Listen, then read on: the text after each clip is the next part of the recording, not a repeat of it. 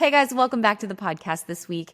I have been looking forward to this episode. I have to be honest, Kristi, when we get started, I hope everyone who's listening today is prepared for today because this is going to be an episode that probably touches a lot of heartstrings in a very deeply personal way.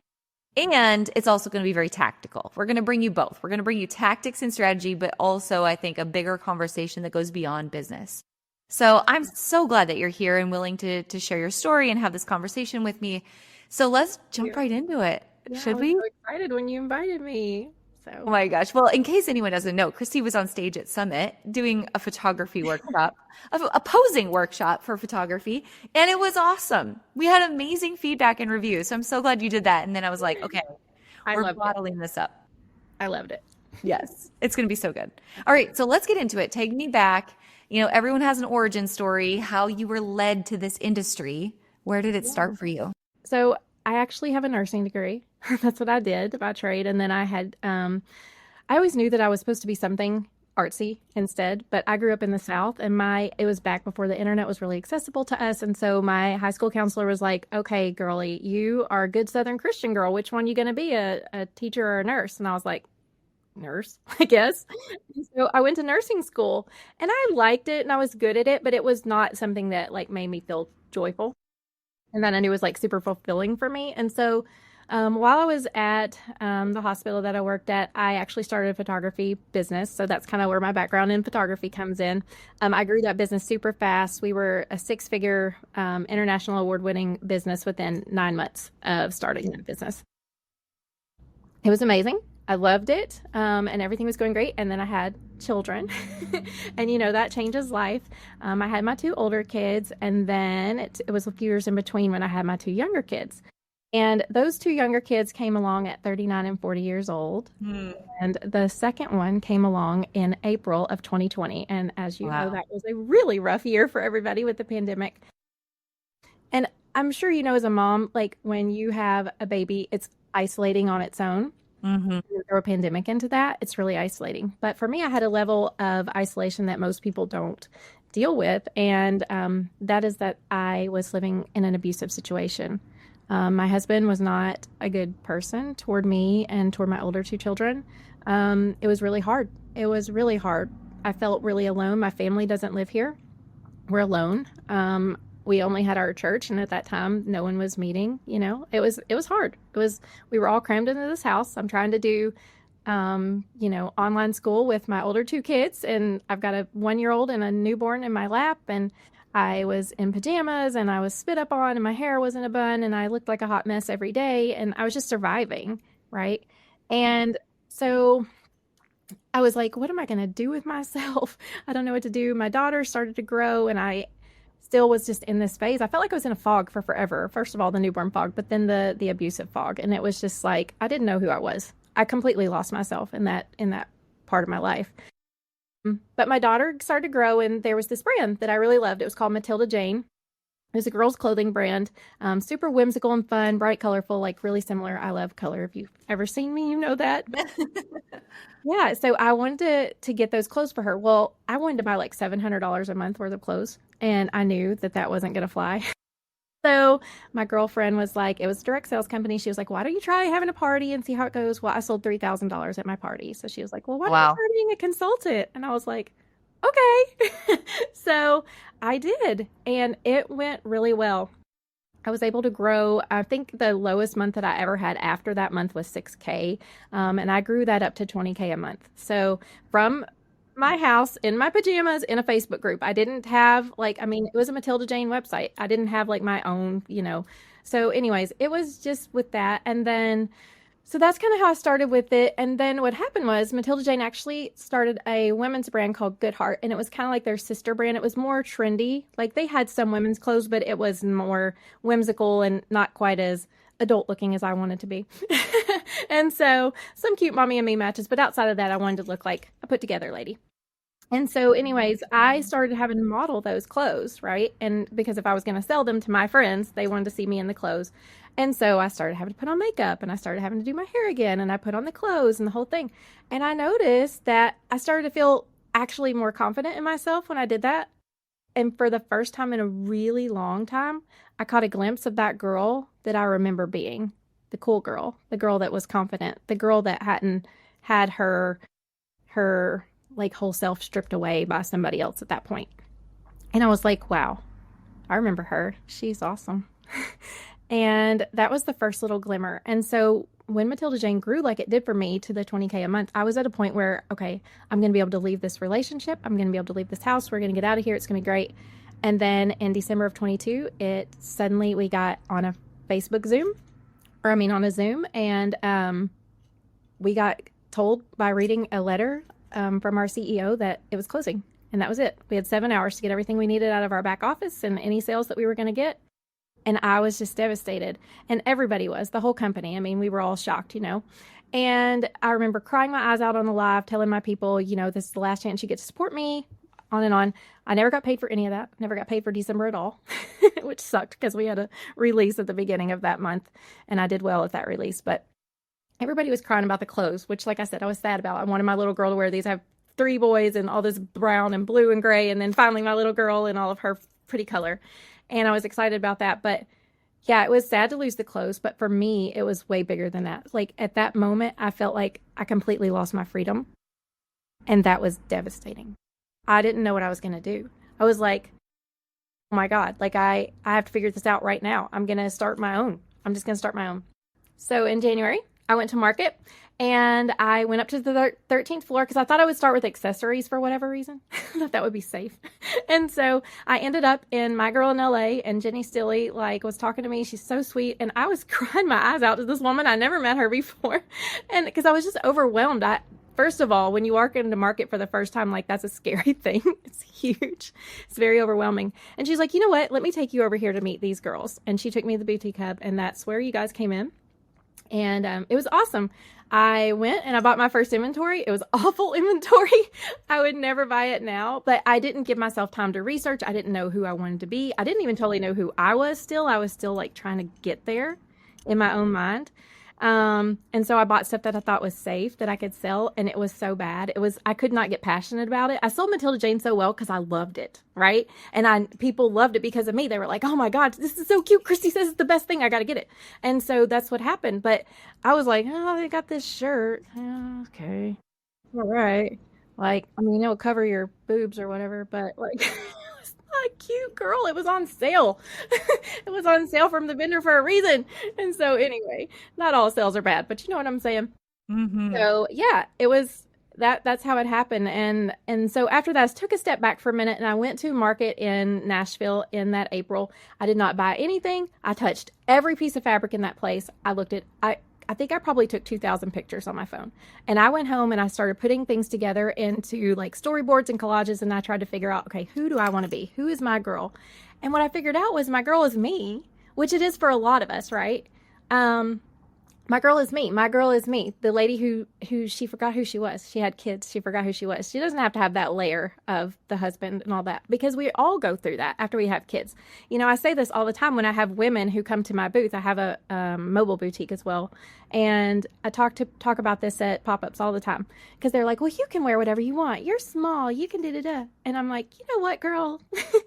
I have lost weight and I'm like, whatever, but it's soft under here. It's not cute. I don't want everybody to know about that, but I can still wear cute things and I can still feel good about myself. And so can those women.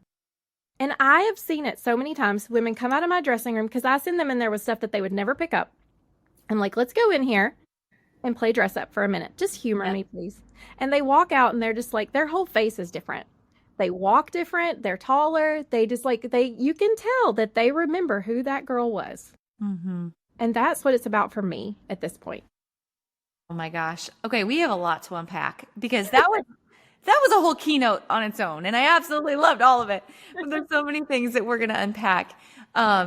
First things first, you mentioned your family, your relationship, your husband's relationship. And I'm going to come back to that. I don't want to brush over that, but I want to have a whole conversation just on that. But I do want to come back to, moving from MLM, which a lot of people do move from MLM into owning their own business and that transition and going to market. God bless Jenny Stilley. Those of you who know Jenny Stilley and My Girl in LA, you landed. That's such a God wink in my opinion. It was. You landed in the It was perfect spot. incredible. Yeah. She is incredible. She's got one of the biggest hearts out of anyone I know. And she just would, you could cry to her 24/7. You could call her in the middle of the night and she would sit on the phone with you. She would. She would. She took me to booths because I was like, I don't even know who I like. She was like, what do you like? I like color. Okay, come with me. Yeah. I was That is like, what how do you do when you buy? How do you look for collection? She's like, come with me. So I Yeah. did. She's Oh awesome. man. You landed in the perfect spot. That's what community over competition is all about. Like that's the mission of the hub. So I am like just so grateful for hearing that part of the story. That was huge for me because part of the MLM thing was I did have that community. Yeah. The women, the sisterhood. I know it sounds cheesy and I know it sounds cliche, but it's true. If you really like the product, I didn't really build a big team. Most of my income was from my sales, which was fine with me. I didn't want to drag people along. I did have a few people, but that wasn't my focus.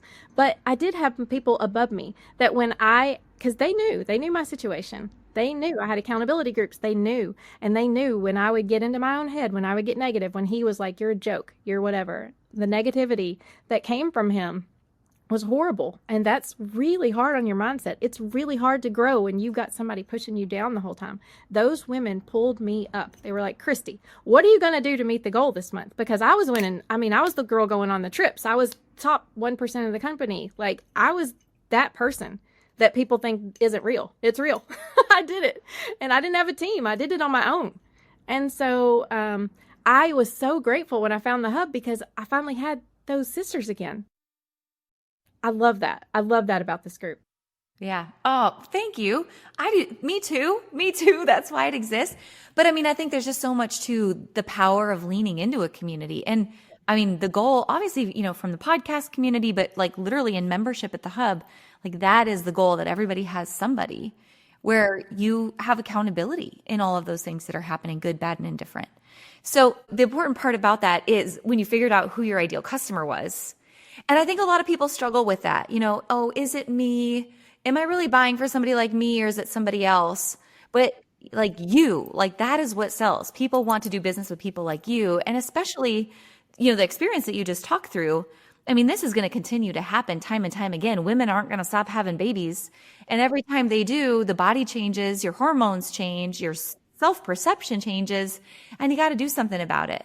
So tell me about, how did you continue to lean into that once you realized like, oh, it's me. I bought some crap inventory to start, but then I had to like reevaluate and reinvest in order to be who you are today. Tell me more about unveiling that ideal customer. Yeah. So like I said, I went home and I started making the boards and I was, deciding what I was going to get. I went ahead and bought my inventory then. And I started my first collection and it was just like, I hit the ground running. And like I said, with my situation with my husband, it was a different situation than a lot of people have. For me, it was, I have to make this work. This is my plan. I don't plan to go back to nursing. I want to be home with my kids. I want to be at all their ball games. I want to be at all the things. So that wasn't an option for me. The option was, this is going to work. Plus, this made me feel happy. It made me feel fulfilled. So that's what I wanted to do. And even him, like I remember when I was with Matilda Jane, he was like, why don't you start your own thing? Why are you making all this money for all these people? They're just taking advantage of you, blah, blah, blah. Well, then I started my own thing and he's like, why are you doing this? You're such a loser. I'm just like, you can't win with somebody like that, And so, and like I said, it was hard because he is in the background being super negative. So I had to be my own cheerleader for a long time. But one of the biggest things that propelled me forward, I feel like in that moment was I had to pivot. First of all, I learned that I wasn't going to be able to do this in a Facebook group anymore. People knew the Matilda Jane name, and that's why they bought it. People didn't know me. Like my customers knew of me, but they didn't really know me, and they didn't know my brand and what I was standing for and all that at that point. So I joined a networking group called Little Black Book, Women in Business. It's incredible. It's here in St. Louis and this whole surrounding area.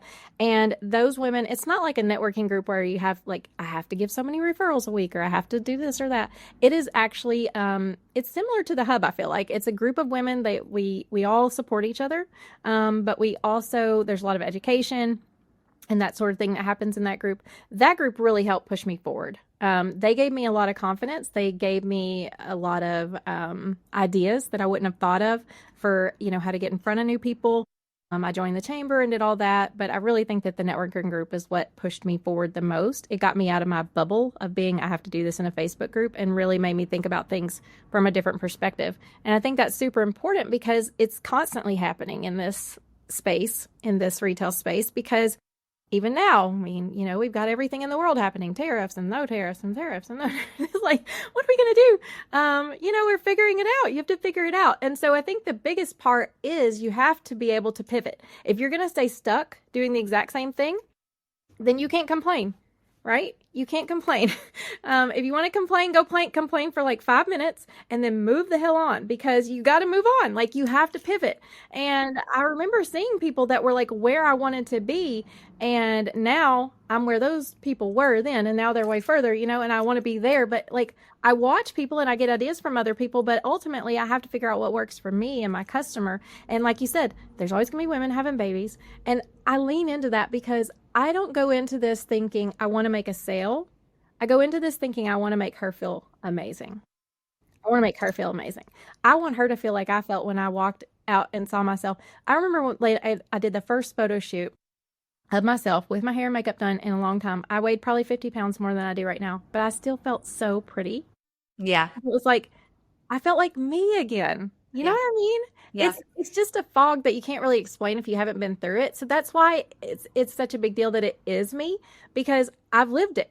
I know what that woman is feeling. I know when she looks down at her belly, she's like, ooh, Yeah, that's not cute, But absolutely. it's part of me, and my body did this amazing thing 4 times. So like, I shouldn't be ashamed of it. Yeah. But I still want to be cute. So I mean, and that's what we do. Like in apparel, that is what you do, is you serve women and you cover all the lumps and the bumps and the things they don't want to show. And if they want to show it, more power to them. go ahead, But sister. you can help build all the confidence in the world. Hey, are you on the list yet? I know you want to be on this list. You don't want to miss this list, because we are deep diving into your business college style, not 101 style, not 301 style, 501 style. And that is inside of our college level course for boutique owners called Retail Bootcamp. Now, many of you may have already taken Retail Bootcamp, because the cool part about this course is not only do you get to watch it at your leisure, but then join us for 14 weeks of live group coaching twice a year. That's 28 weeks of live group coaching every single year. Once you're inside of Retail Bootcamp, you're always inside. So you get that same 2 semesters of group coaching every single year for as long as you want to join us.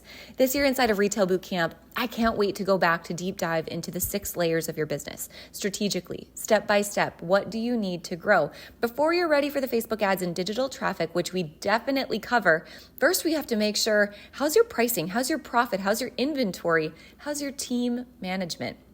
We're going into literally every single topic of your business throughout Retail Bootcamp. So it only opens twice a year, January and June. Make sure you're on the wait list.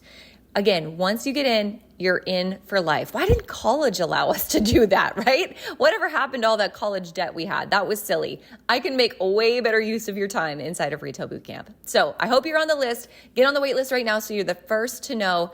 I can't wait to see you inside of Retail Bootcamp. Let me transition this to ask you about like the posing and the photography piece of it, because I think, you're selling the product to help them dress and feel the part. But I think the other part about what you do and what everyone who's listening does as a business owner is there's also the confidence of you showing up on camera and you being incredibly authentic with like, hey, here's who I am. Here's what I'm going through. Here's how I make myself feel pretty, even with underneath being a wreck, or even with my marriage being a wreck, or whatever, like I'm still able to show up. And if I can do it, you can do it too. The clothes are just one half of the equation, but it's you actually showing up and your mindset that is the other.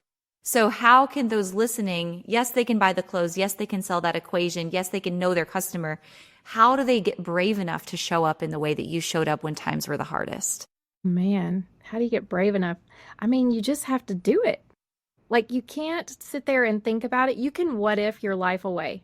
Right now, we're in the thick of things. We've got lawyers in place. I'm getting a new house. We're moving on. Like, things are in the thick of it right now. But I have to do it. Like, I can't just stop and stall myself. Like, I will be in my own way. If I were to let it happen, I could totally be in my own way. But I know this is how I'm going to move forward with my family. This is what's going to keep us safe. So it's, for me, it's bigger. It's bigger than it is for a lot of people. But also it's not. I mean, this is how people feed their families, Like, okay, what are you going to do? Let little Timmy starve? No, you're going to figure it out. Right. And you don't necessarily have to jump ship. I mean, if it's time for that, then maybe it's time for that. But like, I feel like so many people probably say, well, maybe I should just quit. Or maybe you should just think of something else. Pivot, girl, move. You just have to do it. You have to do it regardless. I mean, I know that even my husband, he's got some different things that he's working on. He's like, I'm just not motivated. And I'm like, you can't really rely on your motivation. You just have to rely on pull it from your gut and get up and go. Yeah. You just have to. And then once you start going, for me, once I start going, I do feel better. Again, it makes me feel better, and that makes me move forward in other ways. So if I were just, sitting there not doing anything, well, I'm going to sit there and not do anything. And I'm going to feel sorry for myself. And I could just feel really sorry for myself. I mean, it sucks around here sometimes, Yeah. It's hard. We're still like living with this and still trying to navigate some of the abusive situations and the negativity. And I can't let I just can't let it get into my brain. I tell you know what, I'll tell you this. So when my kids were little, the older two especially, I don't do it as much now, and I should. When they were little, before we would get on the bus for school, we would stand at the door waiting for the bus. It's cold. We live in the Midwest. It's cold. I'm from the South, and so I think St. Louis is like freezing. But anyway, so we wouldn't stand outside at the bus. We'd stand in the door, and I would stand there and make them say, I love myself. I'm happy with myself. I'm a great friend. I'm a great student. I'm a great person. I'm this, I'm that.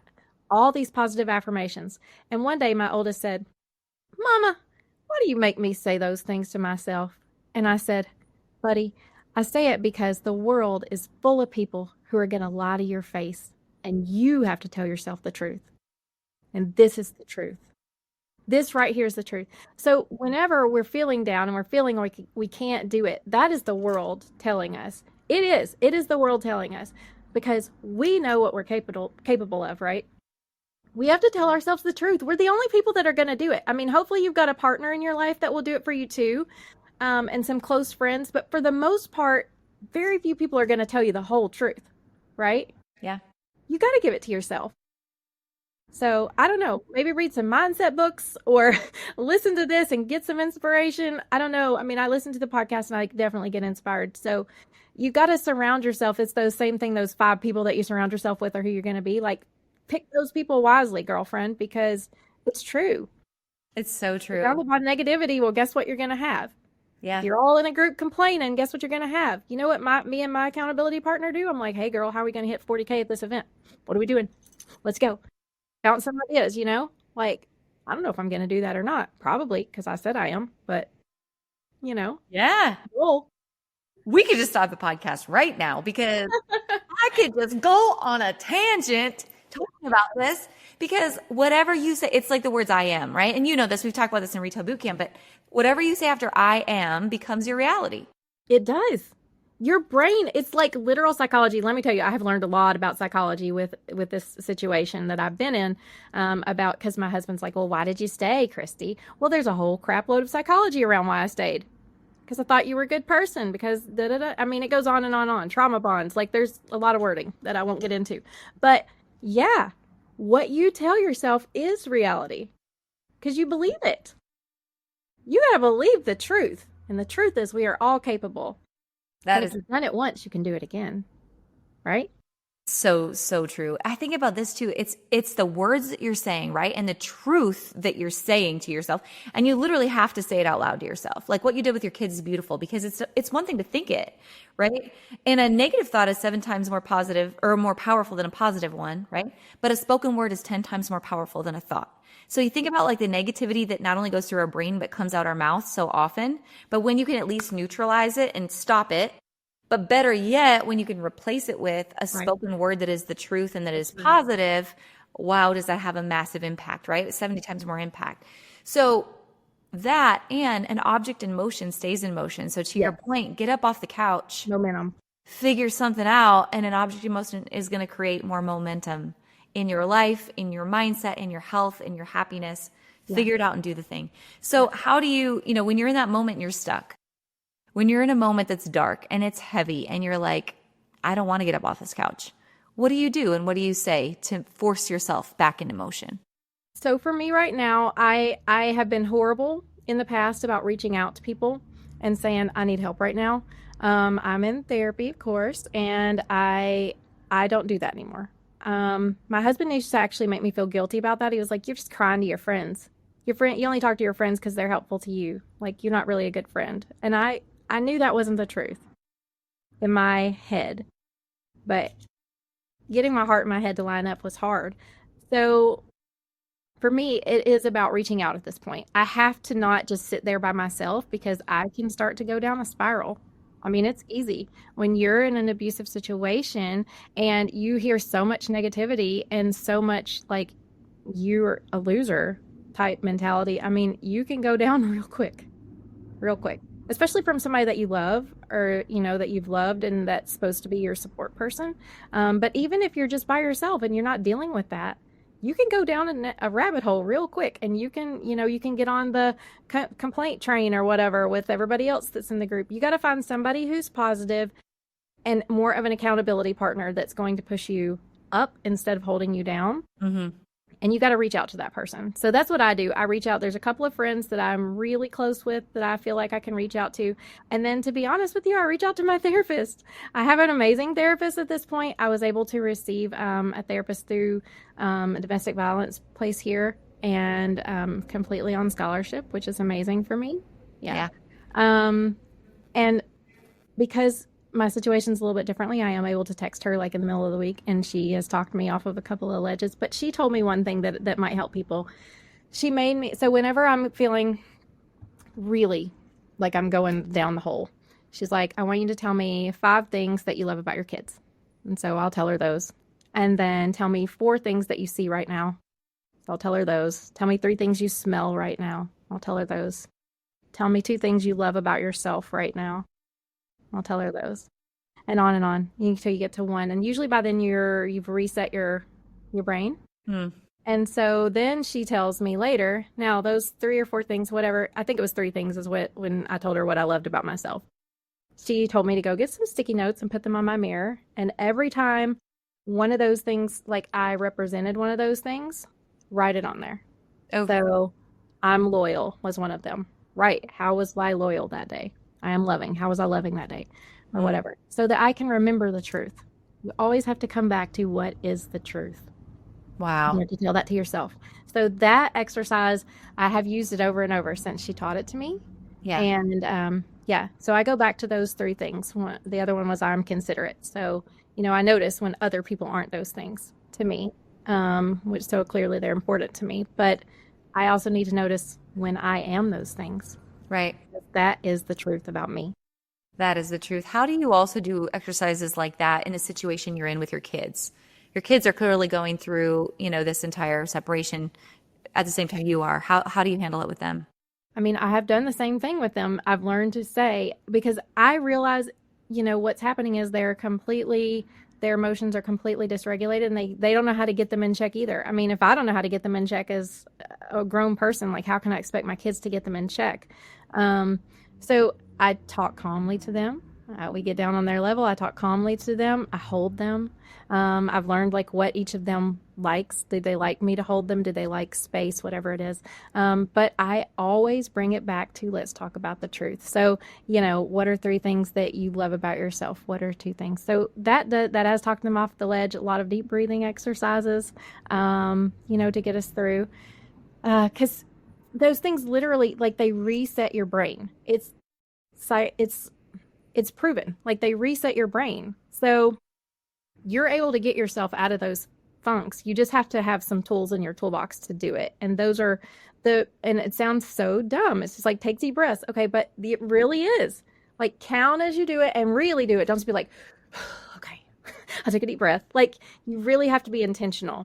Yeah. And as you're doing it, just thinking, calming, positive thoughts and just really relaxing yourself. I mean, I was listening to something the other day and the person was like, okay, notice how tense your body is. And I just remember being like, I didn't realize I was tense until the person said it. And then I was like, oh my God, no wonder my arms are so sore all the time. I'm like, just over here.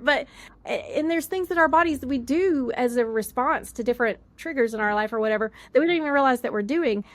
But it's being aware of yourself and being aware of what makes you get your brain to shift back into, oh, we're okay.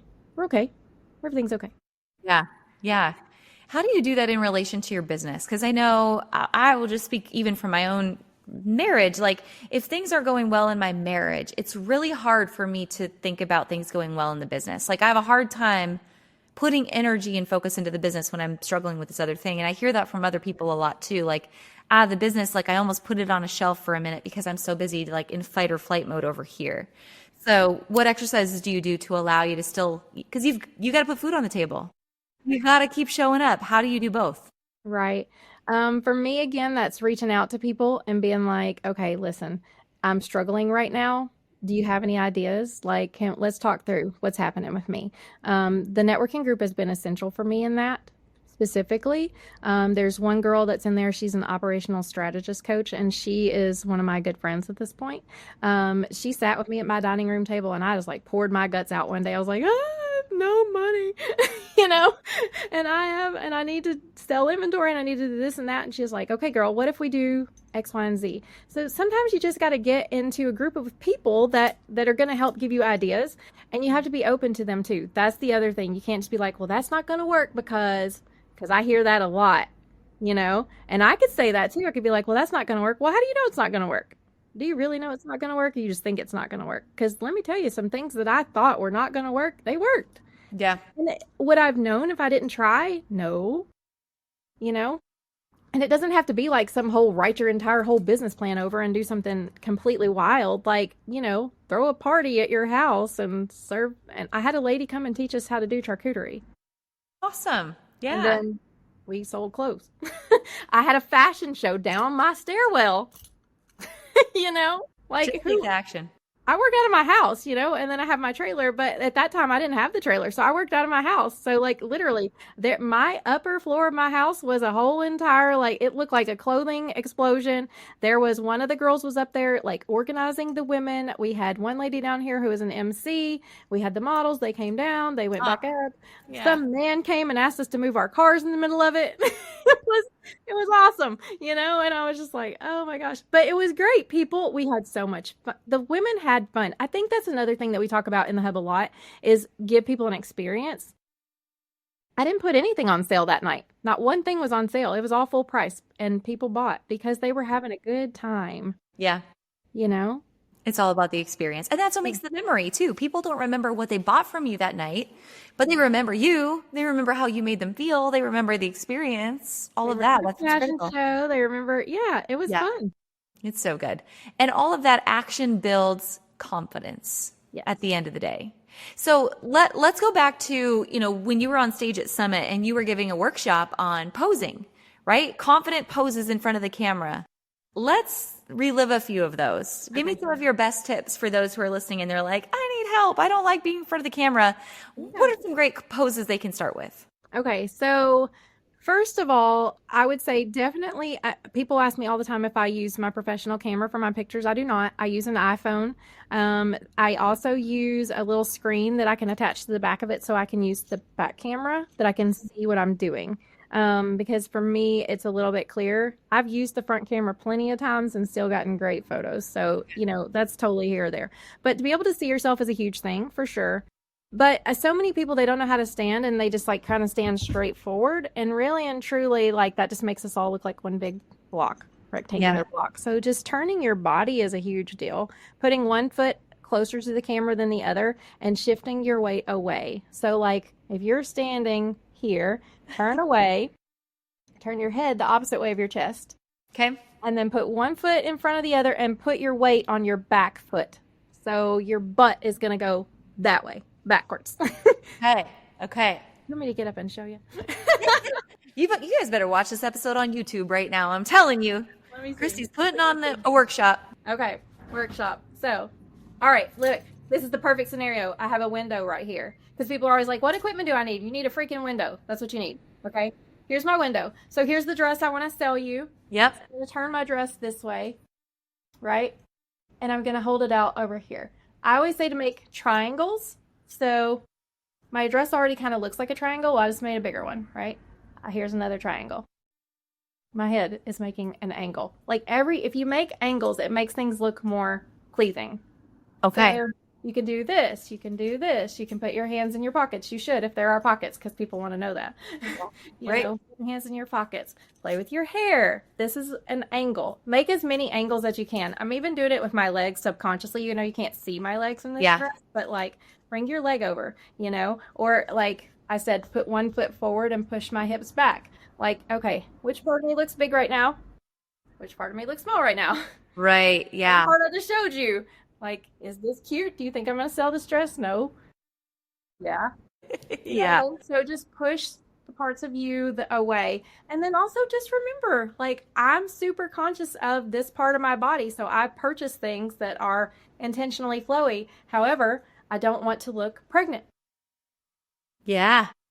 So like, just be conscious of when you're shopping, that you're shopping for things like that. And then just when you're photographing, look at yourself. Really look at yourself and use your light to your best advantage. Your light is probably more important than the angles, to be honest with you. I think so too. Crappy light, it's going to look bad, no matter if I'm standing there looking cute as could be or not, because no one's going to be able to see me. Mm-hmm. Right? And you don't need fancy equipment. You need a phone and a window. Yeah. I love that. Phone, window, good light. The other thing too, though, that you do well, Kristi, like even just looking at your outfit today, it's merchandised. Like you've layered your necklaces, you have earrings, you've got watches, you've got bracelets, like it's layered and it's merchandised together. And I think sometimes I see people that are in such a rush to take photos that it's like, it's top and a bottom. Well, no, show me more than that. I want a top and bottom accessories, a bag, a cup. Hat. Like, show me the full look. Yeah. Shoes, whatever. Yeah. And then you can do the whole, add the whole outfit to cart or whatever afterward. Shop Kristi's Look. That's on my website, Shop Kristi's Look, because I do want to sell more than one piece. Those are those add-ons.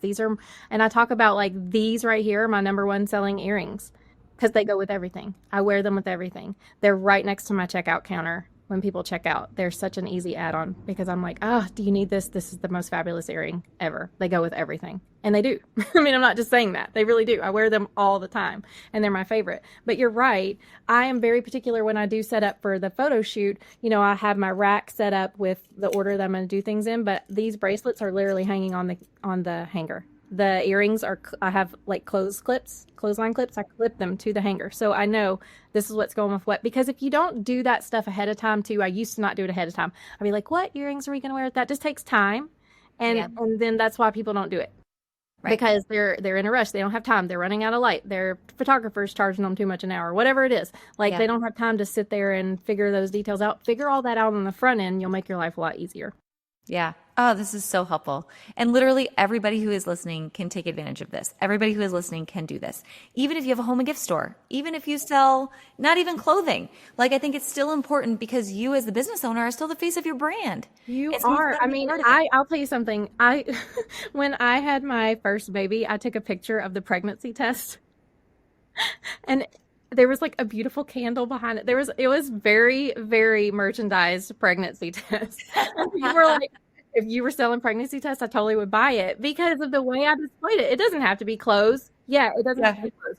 Just think about, and then for like home and gift, I would think about creating layers. And then for me and my phone personally, I would put it on portrait mode for sure. I usually do that myself. Even when I'm just doing pictures of myself for my clothing, I'll put it on portrait mode so that the background is kind of blurred out. Yeah. But if I were doing, merchandise, I would put whatever it is that I really want to showcase right there in the front. But I would have it layered with because texture makes things more interesting. You don't want it to be like completely busy, but a little something back there, but blur it out so that it's not, competing with your product. But to give it some color and some interest, because otherwise it just looks like a standard picture from the company, right? On the white background, boring thing. Right. It doesn't make it interesting. It's just like, okay, there's another product. Right. But I want to have more to look at. Yeah, I totally. Yeah. And that, or like you said, throw it in a lifestyle shoot, holding your cup, or you're hanging up your new Christmas ornament or whatever it is. Right. What about, again, going back to, because you were with Matilda Jane, how are those who are listening that sell children's clothes, how can they best utilize lighting, camera angles, photography for children's pieces? So for me, it was the best when I got my daughter involved and we did pictures with her in it. I know sometimes it's hard to find kids to photograph, but I feel like people wanted to see it on a real person. And for me, also, the biggest seller for me when I was, because people are so concerned with kids, especially about sizing, because they vary wildly from brand to brand. So whenever I would post a picture of her, I would say Emmy is 2 years old. She weighs 24 pounds and she's, however tall, this many inches tall. I put that on every single post. I put that on every single description that of me now. My height, my weight, my bra size, it's all there. All of it. I'm so transparent. And my customers love that because they're like, oh, well, Kristi's wearing a smaller medium. I know that I'll be whatever. So people want that confidence when they shop, even with kids. Especially if you're selling a nicer boutique piece, I mean, you're not going to pay $56 for a dress for your daughter and then you're like, oh, it's not going to fit, and then the hassle of sending it back. I know that most people do have hopefully return policies, but if they, even if they do, people don't want to deal with that. Like, we're busy. I hate sending stuff back. It's just another thing that I have to add to my to-do list. So making sure you have that. And then I know kids are wild. Like, sometimes I just wanted to be like, Emmy, could you please just hold still? But she's 3 years old. So you have to have patience with your little models.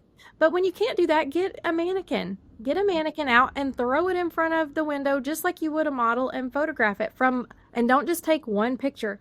Turn that thing around, get close up, get the fabric, get the cute little button detail or the rickrack or whatever it is that you're trying to show off. Make sure that people can see it. That's the other thing is I know when Matilda Jane closed, there were several people that started their own brand. And I actually am one of those people. I started drawing designs and that is coming. It's coming.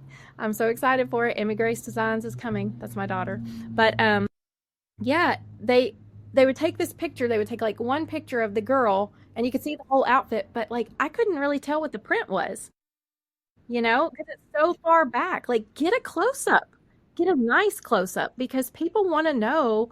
Even for me now, I would definitely get a major close up of this pretty embroidery and this print. It's a beautiful print, but if I'm way back here, people can't see that. They can know that's a pretty dress, but they can't really see what they're getting.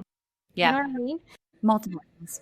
Yeah, get a nice close-up of the print too, and you can do that either on your model or you can do it on a flat lay. When I do it on the model, I usually try to include some piece of their body. So if I were doing it with this dress, I would have my hand in there somehow, just so they can see that this is a person or whatever. And then it gives it a little bit of motion because you can see the way this is draping in the shadows. Yeah. So yeah, I would do the same thing with a kid.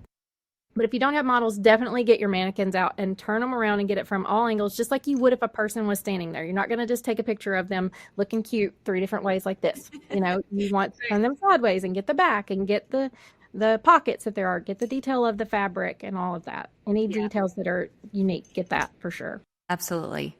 Well, Kristi, this is awesome. I hope that people walked away today with a ton of notes on all the camera angles, the confidence, but more importantly, I hope they walked away hearing your story.